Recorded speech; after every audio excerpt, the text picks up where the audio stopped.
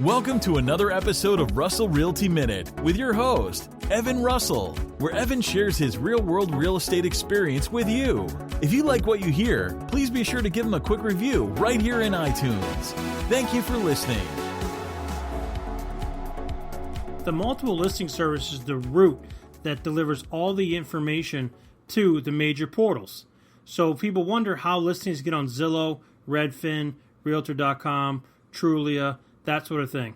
When an agent takes a listing, they subscribe to their multiple listing service and they input the listing information into the multiple listing service. Now, that input is mostly tick marks. They're boxes: gas stove, electric stove, gas heat, electric heat, forced oil, forced hot water. So as we put in the listing, the only opportunity we have is the tick marks that are available.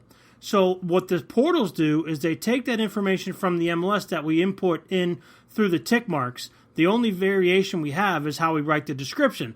Other than that, it's boxes that we check. So when we check all the boxes and we create the listing description and it gets launched into the MLS with a specific MLS number, it's then up to the portals, the Zillows, the Trulias, the Redfins, the Realtor.coms, to pull that information from the MLS and display it on their site. That's why all the sites don't look the same. So if you were to look on a listing at Zillow and then go to Realtor.com, you may see a different breakdown, a different display. It's all the same information, but it's how the major portals pick up the information to display it on their site. What I tell my sellers when we take a listing is, if you don't like the way it looks on Zillow or you don't like the way it looks on Realtor, that's not really in our control. What we do is we put our information in the MLS and then the sites kind of pull it. So I kind of warn the sellers to say, listen, it's going to look different on Redfin, on Realtor, on Zillow, on Trulia. All those sites are going to look different, and on any other website that you search. For example, the Russell Team, or if you make your way to Coldwell Banker, or you make your way to Remax, or you make your way to Century 21. Any site that has an IDX, an Internet Data Exchange feed from the MLS to display the MLS information on that page, it's going to look differently based on how the site itself pulls the data from the MLS. But the MLS is the root. MLS is where all the marketing starts, right? Once we put the tick marks in, the style of the house, the heat source, the electric source, the beds, the baths, the square footage, the floors, the description, all the siding, the roofing type, all the information we put in the MLS, then it gets loaded up into the portals,